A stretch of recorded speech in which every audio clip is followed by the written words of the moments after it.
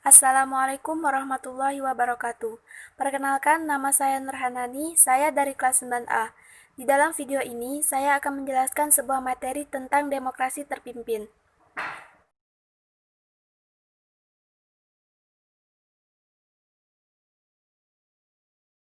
Sejarah Indonesia pada tahun 1959 sampai 1965 adalah masa di mana sistem demokrasi terpimpin sempat berjalan di Indonesia.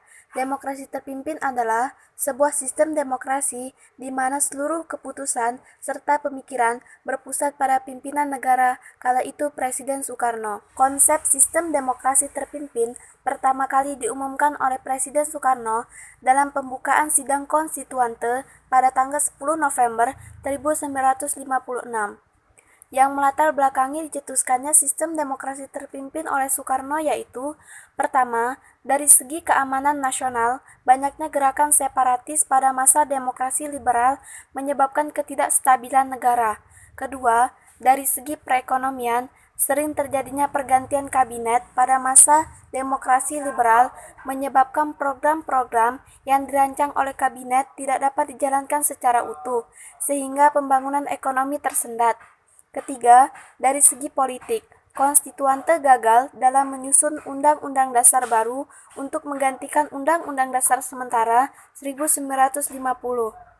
Masa demokrasi terpimpin dicetuskan oleh Presiden Soekarno diawali oleh anjuran Soekarno agar undang-undang yang digunakan untuk menggantikan Undang-Undang Dasar sementara 1950 adalah Undang-Undang Dasar 1945. Namun, usulan itu menimbulkan pro dan kontra di kalangan anggota konstituante. Sebagai tindak lanjut, usulannya diadakan pemungutan suara yang diikuti oleh seluruh anggota konstituante. Pemungutan suara ini dilakukan dalam rangka mengatasi konflik yang timbul dari pro kontra akan usulan Presiden Soekarno tersebut. Hasil pemungutan suara menunjukkan bahwa 269 orang setuju untuk kembali ke Undang-Undang Dasar 1945 dan 119 orang tidak setuju untuk kembali ke Undang-Undang Dasar 1945.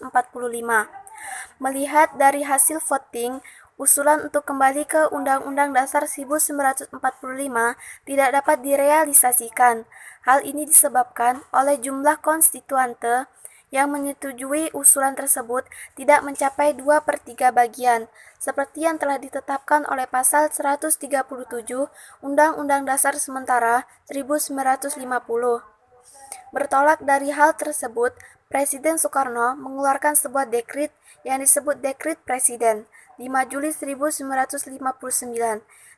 Dekrit Presiden 1959 yaitu berbunyi: pertama, tidak berlaku kembali Undang-Undang Dasar 1950.